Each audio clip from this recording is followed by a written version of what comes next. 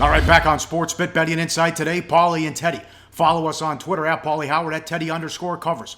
Big game breakdown. Here we go. Live odds, sportsbookreview.com. The rematch, national championship. Alabama and Clemson. Bama 6.5, 51 the total. How much can be learned from last year? 45-40 Bama. Stats is close to the scoreboard. You throw up the graphic. First downs. Bama 18, Clemson 31. Total offense 550 to 473. Total plays 85 to 71. You see yards per play and turnovers there. Watson had 400 yards passing, 4 touchdowns, 70 rushing yards as well. Coker had 335 and 2 scores. Henry had a big game. Howard had a big game. There were 40 points scored in the fourth quarter, Teddy. And of course it was Alabama. They had a 95-yard kickoff return.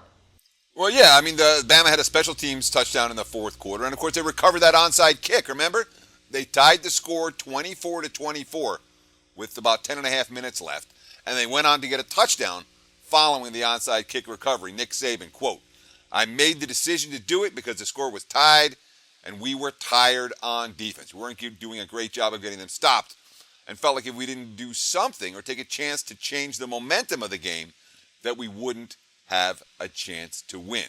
Of course, then Clemson came and cut the lead to 31-27, and then it was the Kenyon Drake kickoff return touchdown. But Saban was pretty savvy about his defense was being out of stops. After the onside kick, Clemson had 20 plays, 204 yards, 17 points. Bama didn't get another stop. And of course, that last drive, when Clemson came through the back door for all the Tigers' backers, that certainly added some to what you saw in the box score, where Clemson had more first downs and more yardage and more plays overall. Some of that was that final TD for the backdoor score, but a lot of it was Alabama's defense getting picked apart by a pretty good quarterback. Absolutely, yeah. When Peterson did it at Boise State, he had to resort to trickeration. But when Saban does it, it's good coaching. Get the hell out of here. Now, I read this front page ESPN. It's all over Twitter. What is this? The media's telling Alabama they're underdogs. Well, Alabama's talking the talk like they're underdogs in this ballgame. Here's what senior outside linebacker Tim Williams, quote, "The media is selling us as possible underdogs, possible upset. We know we have to come out there and do at the end what we have to do at the end of the day, put the cleats on. When you have number one next to your name as much as us at Alabama, a lot of people are going to take shots. A lot of people are going to say things. But we have a standard that we always play to. We never worry about the end result. If we put everything we have on the field, then we could deal with everything else after." But Bama's going into this game, it feels like they have a little bit of a chip on their shoulder with some of the stuff that, A, happened with Deshaun Watson last year, and B, with the respect that Clemson is getting in the marketplace. I got a great quote from the defensive end Jonathan Allen, another senior from Alabama, about last year's game. Quote, "That's something that sticks with you. It's like we were just holding on, and that's not the way we play defense. It wasn't close to our standard." That is a great quote there. How about this? It might be the best defense of all time. They've allowed 15 touchdowns on defense in 14 games. They've scored 11 themselves on defense. Okay, now to the big issue. Sark is in, Kiffin's out. How big of a deal is this? Well, let's start with this. Sark has the resume. You know, he was an assistant under Pete Carroll at USC. He was a quarterback coach of the Raiders.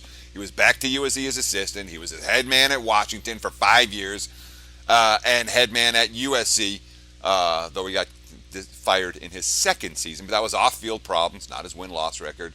He has more experience than Lane Kiffin. Just might be the better coach long-term anyway. But when it comes to tweaking the offensive game plan, I don't expect Sarkisian to do any of that.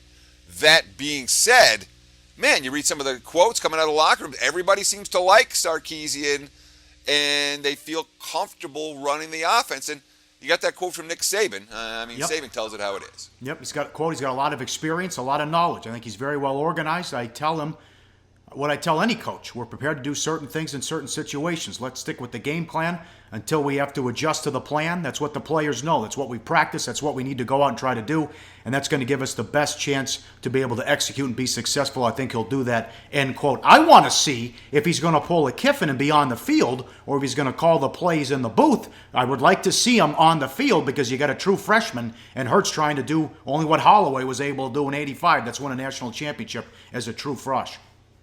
Sure. In terms of on the field versus in the booth, it's an interesting question. I have not heard one way or the other. for Sarkisian. But my bigger issue with Alabama here, you don't want to minimize changing the offensive coordinator the week before the national title game. But in my mind, it really is not a huge deal. I think it's been blown up to be bigger than it is. And when you see Saban's quote, we're going to run what we run. We're going to do things in the situation we're used to doing things in.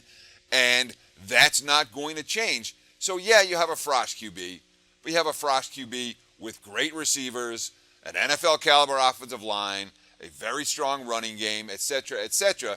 It's not like you're going to ask Jalen Hurts to throw the ball 50 times to beat Clemson. If Jalen Hurts throws the ball 50 times, Alabama's not winning this game.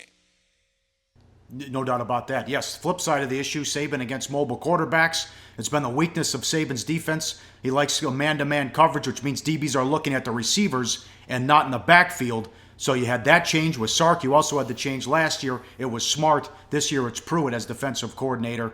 But Teddy, no issue here with Clemson handling the pressure. They wanted this game. They talked about it since they lost last year. Well, yeah, but I'm going to talk about Hurts for a minute because the impact of a truly mobile quarterback that the Bama defense faces in practice every day for most of the season. And they have to do better against mobile QBs than they have in seasons past. And we haven't seen that defense get lit up by mobile quarterbacks the way that, Johnny Football did a few years back.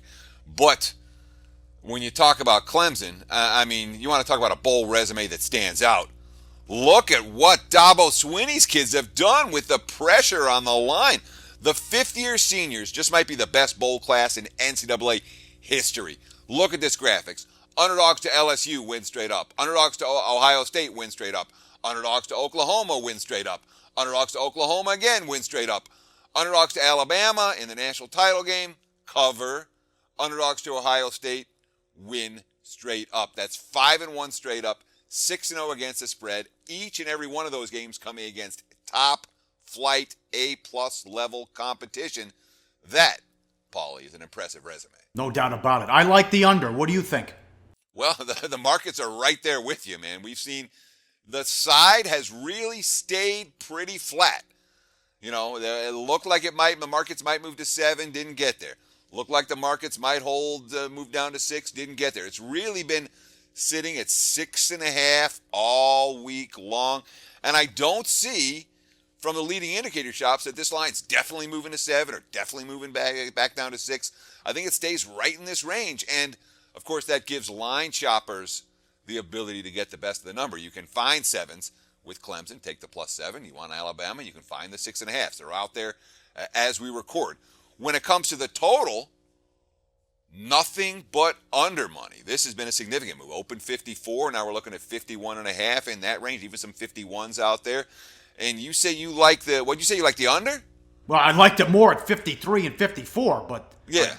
I know it's hard to recommend 51, 50.5. I know, but maybe I'm sure the public will bet over and drive it up late. Potentially, but when you're talking about Alabama and under, the Crimson Tide defense, that is what allowed 14 touchdowns all year and scored 11, which is a pretty good ratio. What worries me about betting the under is the fact they scored 11. And, of course, I'm not selling Deshaun Watson short in terms of his ability to move the football, even in a big game at this level. Current number, I'm not in love with that under, although it's hard to picture Clemson coming close to lighting up Alabama's defense the way they did a season ago. Hey guys, for the full video, go to sbrpicks.com.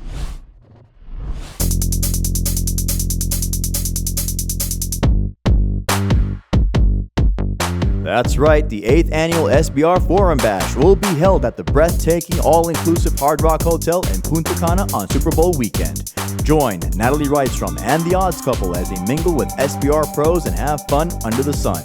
Stay tuned for video coverage of Bash activities, including a $5,000 poker tournament sponsored by uwager.eu. Only on SBR, your sportsbook authority since 1999.